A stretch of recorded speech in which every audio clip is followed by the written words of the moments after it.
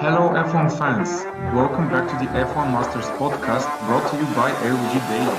As usual, you're with myself Harry, Vasco and David, and today we'll be discussing the Mexican Grand Prix weekend. We will start off with discussing the practice sessions, and a highlight was that 5 young drivers, namely Theo Pourchaire, Frederic Vesti, Jack Doohan, Issa Hadjar and Oliver Behrman were given a chance to start during FP1. Another highlight was that Williams showed impressive pace throughout the practice sessions. And going to the quali, Williams couldn't make it with the same pace to the qualifying session. And we saw some really interesting things during the qualifying sessions. Both Red Bulls were absolute favorites, but they couldn't get the pole position. Even Checo Perez, he didn't record a really great WAP in Q3. Verstappen was left at third place, and both Ferraris were on the front row, which was really impressive. But again, we know the combination from Leclerc pole position, we know where this is going. So probably the highlights, the most important things from this qualifying session were Lando Norris Q1 exit, because McLaren, they didn't have the best strategy for the qualifying sessions. They tried first with mediums, then when they understood that this is not going to happen, they switched to softs, but Lando Norris couldn't make a great lap, and that was a shock Q1 exit for him. Aston Martin also another highlight from the weekend, because they are progressively going down.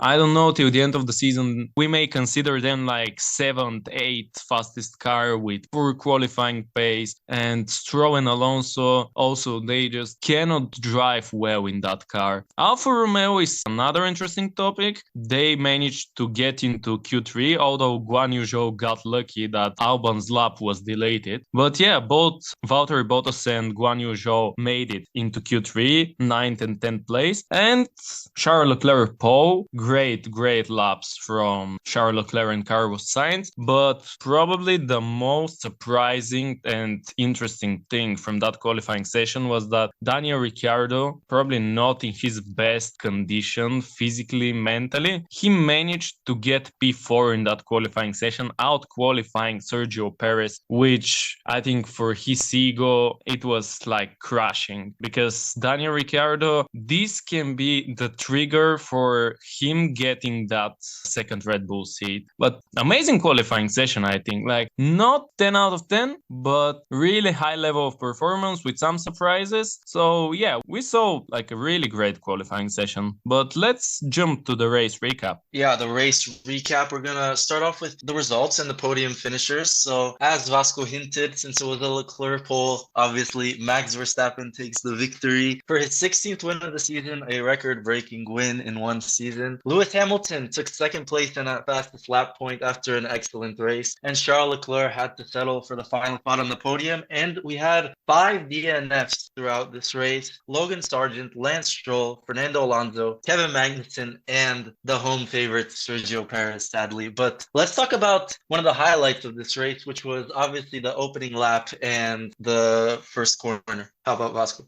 The opening lap was probably the craziest thing of that race. Ferrari, they didn't start really well. This is not the best circuit actually to be on the front row, because yeah, we saw it in that race. Sergio Perez attacked really aggressively, Max Verstappen also, and as Max Verstappen had really great opportunity and he took it to like be between the two Ferraris, and in the end, after the first corner, he took the first place. Checo Perez didn't have that opportunity because he was too aggressive, although his reaction time in the beginning was amazing. I think it was 0.23, something like that, which is really impressive. But yeah, he was too aggressive, and that is why he ended his home race in the first corner, for disappointment of his home fans, of himself, of the whole Red Bull, and the downfall of Checo Perez during this season continues. That was also key lap for Verstappen, because after he took the lead, I think he got really calm, and we managed to see the best from Max Verstappen. And again, not the best reaction time and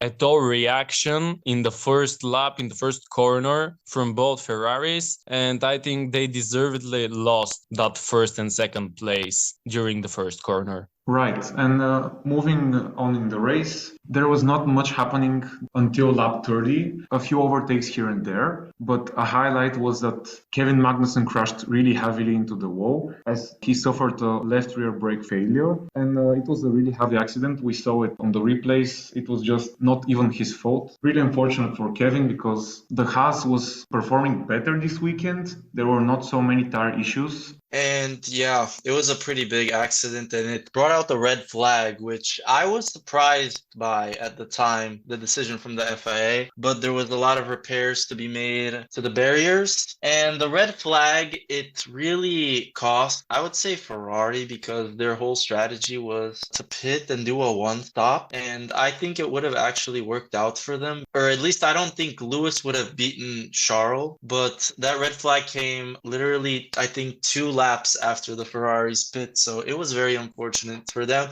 It was unfortunate timing for Max too. He had also just made his second pit stop, but it didn't really matter because he was still in the lead. The red flag was a big benefit to someone like Lando Norris, who was making his way through the field and got an opportunity to put fresh tires. And we had a pretty calm restart compared to the first start on lap 1. Not really many position changes at the front, but Lando Norris, he narrowly avoided contact and lost a few positions and had many places he needed to recover before eventually turning it into a fantastic result. Amazing performance from Lando Norris. When he qualified P17, I didn't have that big of an expectations, but after that we saw with the red flag, with all the DNFs, but again from P17 and really poor qualifying session to P5 and really impressive drive, he even overtook his teammate Oscar Piastri. Well, I think in general, Lando Norris is continuing to impress everybody, and if he continues that form, I think he can get to that P4 in the championship eventually. But we will see. We still have, I think, 4 races. Everything will be left, like the drama for 4th, 5th, and 6th place will be left for this. But Lando Norris is continuing to impress, and in every race, we see why we regard him as one of the biggest F1 talents. And also, that great pace from McLaren once again just comes to show us what big of an improvement that team had during the season. Yeah, I completely agree on Lando Norris. I also think he did a tremendous job this weekend. And we also have to consider his teammate Oscar Piastri, as he was involved in an incident somewhere around lap 60. It was with Yuki Tsunoda, who was trying to charge ahead and maybe reach Daniel Ricciardo. But unfortunately for Yuki, he was, I think, overly aggressive into turn 1. He decided to close the turn too soon, and that's what cost him, as he was spun by Oscar, who couldn't do anything, I believe. It was deemed as a racing incident by the stewards. There were no penalties. And yeah, what do you think about it, guys? Was this a racing incident, or should penalties be applied? In my opinion, that was not penalty worthy. It was self-inflicted by Tsunoda. He tries to slam the door when there's a car inside. And we saw in the first lap that that is not a viable strategy with Sergio Perez. And Tsunoda had one car on the inside. Perez had 2 cars. So I don't know how he failed to leave enough space. And when you're in one of the worst cars and fighting for these crucial constructors' points, because the battle in the Constructors' Championship down the order is really heating up, and all of these points are extremely valuable to AlphaTauri in their case. And although, yes, Daniel Ricciardo managed to score some excellent points, it could have been a comfortable double points finish and easily AlphaTauri's best result of the season. It's a shame that Yuki Tsunoda threw it away, and a shame because this is a man that has driven 4 seasons, or no, 3, this is 3rd season, sorry, for AlphaTauri. And it's crazy that he still is overly aggressive. And I didn't like how as soon as he got spun, he directly started like waving his hands and stuff. Like, you gotta get back into the race, keep going. Why are you complaining? It's really immature from him, and I still think he needs to grow mentally. Yeah, you're probably right. I think in the beginning, everybody thought that Yuki Tsunoda is going to be the next Max Verstappen teammate, and he's going to grow and don't be that emotional in every race. But we don't see that, and it's been 3 years, so we see that raw talent in Yuki, but I think he has to improve a lot if he wants want in any time in the future that second seat in Red Bull. But talking about second seat at Red Bull, after the poor, like really poor weekend from Sergio Perez, we saw somebody else. We saw that old Daniel Ricciardo with amazing qualifying pace before in the qualifying session. And in the end, he managed to achieve a really, really great result in one of the slowest cars on the grid. So I want to praise Daniel Ricciardo for what he did during the Mexican Grand Prix. And I think after that P7, he can be considered like more seriously about that second Red Bull seat. And we'll see what is going to happen. But for me, that weekend belongs to Daniel Ricciardo and his overall performance in qualifying session and in the race. Yeah, I completely agree with you, Daniel Ricciardo. I've been pretty opposed to him potentially getting that Red Bull seat next season, as up until this weekend, I hadn't really seen anything from him that proved that he deserved that seat, even when we go back to last season at McLaren or the races he had before he broke his hand, or USA when he made his return, for example. But in qualifying, P4 was extremely impressive, and he didn't really fade away at all, finishing P7, and he was on the verge of overtaking George Russell as well. He needed about one or two more laps and he would have gotten P6 as well. Absolutely perfect performance from Daniel Ricciardo, and considering what happened to Sergio Perez during this race, things are not looking bright for the Mexican, let's say. Yeah, he was less than half a second behind George Russell, so I think one more lap and he could have overtaken him, and that would have made his overall performance even more impressive if he managed to overtake George Russell. But yeah, Harry, what do you think about that potential Daniel Ricciardo fit in the second seat of Red Bull? Or do you think that is possible, or you think that Checo Perez is going to race for Red Bull the next year? Yeah, I can definitely see it happening, considering the performances of both drivers recently. I can see Red Bull making that decision, as they have proved that they can make such decisions in the past. And I would say that in the next few weeks, they'll probably announce Daniel Ricciardo as their second driver. Now we can move on to our highlights of the weekend. And let's start off with Harry. What is your highlight of the weekend? Well, it's not Daniel Ricciardo, but it's rather Lando Norris, who made an amazing comeback, and he did some awesome overtakes. For example, the one on George Russell was just impressive. I mean, I was so shocked to see how he managed to do it on the outside of that turn. It was just amazing, yeah. What do you think, guys? What are your highlights?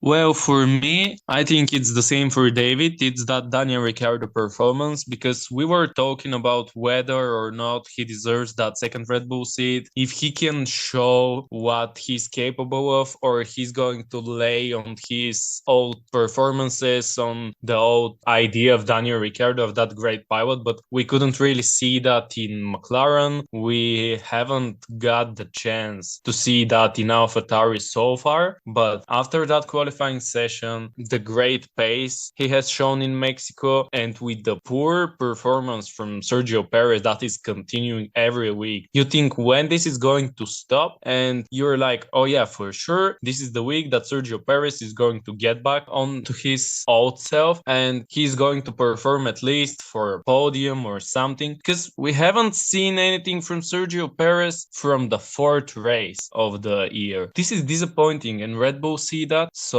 after this impressive performance from Daniel Ricciardo, they really have food for thought, I think. David, do you agree with me? Yes, I agree with everything you said. Sergio Perez has just been making mistake after mistake every race weekend, and this race was particularly bad. Daniel Ricciardo, as you mentioned, is also my highlight of the weekend. Just incredible performance, and I think a performance that almost but surely guarantees his seat at Red Bull next season, and I think that that's what Red Bull will do, and they'll probably bring in Liam Lawson alongside Yuki Tsunoda in AlphaTauri. That is my guess, or not AlphaTauri, but depending on whatever name they choose next season. But yeah, really, really impressive from Daniel Ricciardo. I love seeing this man do good races, because it's almost nostalgic in a way back to his Red Bull days. And who knows, maybe he'll have more Red Bull days in the future. But now let's move on to our surprises and disappointments of the weekend. Let's start off with the surprises, and we'll start off with Vasco. Well, my surprise and disappointment at the same time, I can say it's McLaren and Lando Norris, because in the qualifying session, they had poor strategy. They didn't think that they can be out in Q1, but in the end, that is actually what happened. So I think they were lost in that qualifying session, and that hurted Lando with this P17 result. But at the same time, I was really impressed from their strategy, from how he managed to overtake a lot of cars and in the end finish in P5. So yeah, that was my surprise and disappointment at the same time. And also, of course, Checo Perez out in the first lap. I think it's for all of us that we thought Checo Perez may do a bit better, or a lot better actually, in that race. Yeah, I would say my surprise is Danny Rick. You already discussed it enough, I think. I don't need to go further. And my disappointment is Checo, as Vasco said. I think we all expected more from him, especially on his home race. And the turn one shenanigans was just not really what he needed at that particular moment in time. Yes, Perez, obviously the disappointment. Even though I actually thought his qualifying lap was relatively good, even though Daniel Ricciardo beat him, he was only a tenth and a half behind Max, which I can't remember the last time that's happened. So it was actually a pretty decent lap for him. Good start, overly ambitious maneuver. There was no shot he was making that corner, but he decided to go all or nothing for the fans. And my surprise was the Ferrari 1-2 in qualifying. I did not expect that whatsoever. They looked awful in practice and they barely made it through in Q2. I remember Sainz was on the verge of getting eliminated after he made a mistake, but not enough people improved to diminish his lap time. So that was very surprising, but unfortunately they couldn't maintain that in the race. Well, let's jump to our predictions from the last week, and I wasn't lucky. I predicted Sergio Perez podium. We all know what happened, so let's not talk about it because I'm like the reverse thing of prediction king. I don't know, I'm the worst in these predictions. And double points for Alpine also. I was close, but at the same time, not close enough. But I want to redeem myself, and for the next week, I would be not that bold in my predictions, and I want to say that the sprint race will be super boring with almost no overtakes, and what we see in the sprint shootout, most probably that will be the final order in the sprint race, like maybe with 1 or 2 position changes, but nothing spectacular. And the other prediction that I want to make is at least one McLaren on the podium, and I think that is going to be Lando Norris most probably, but I would be like really pleasantly surprised if Oscar Piastri can manage to put his car on the podium, or why not we can even see 2 McLarens on the podium. Who says no to that? Yeah, we'll see about that. My predictions, the first one was one Mercedes in the top 2. This turned out to be correct, Lewis Hamilton P2, and I'm glad with that. And the other one is that Valtteri Bottas will get points. He was P13, 14, and yeah, he wasn't that close, but still. I'll also predict someone getting points next week. It's Nico Hülkenberg this time. Hopefully he does it in his Haas. And my other prediction is that Logan Sargent gets into Q3, which actually is pretty bold if you think about it. Yes, some interesting predictions. You reminded me with your one Mercedes in the top 2 prediction that we didn't even speak much about Lewis Hamilton's race, but fantastic performance from him once again. He is creeping in on Sergio Perez and he really might take that second place. But moving on to my predictions, I said Red Bull will confirm their driver lineup for next season, which even though it's technically not true, I mean, as of the time of recording this, it is almost confirmed. It is like 95% certain it will be Daniel Ricciardo, but officially it is not. And I said AlphaTauri will overtake Haas in the constructors, and thanks to Daniel Rick, they did that, and they overtook Alfa Romeo. So yeah, and I like David's confidence on some of the things, like Red Bull, that they have confirmed their lineup. This is like 99% sure for David that Danny Rick is going to drive the next season for Red Bull. So I really like that type of confidence. Yes, I also forgot to mention my predictions for Brazil, and they are pretty bold. Instead of team predictions, I've gone for specific driver predictions, but I've decided it's Brazil. Something crazy might happen. And I predicted a Lewis Hamilton win for the first time in 2 years, but he has been extremely good over this entire season, and especially the second half of the season. And I think that car is going to be really good around Brazil. And my other prediction is that Yuki Tsunoda, even though he kind of ruined his race against Oscar Piastri in Mexico, he showed some really good pace, and I think he was even slightly better than Ricciardo during the race pace-wise. And I think he'll finish best of the rest from the midfield behind the Red Bulls, Mercedes, Ferraris, and McLarens. I think he will be the best driver. But this is all from us today. We're looking forward to the next race week. Till then, like, subscribe, and follow us on AUBG Daily on Instagram and Facebook, and stay tuned for more of our content. Thank you. And remember, If you no longer go for a gap that exists, you're no longer a racing driver.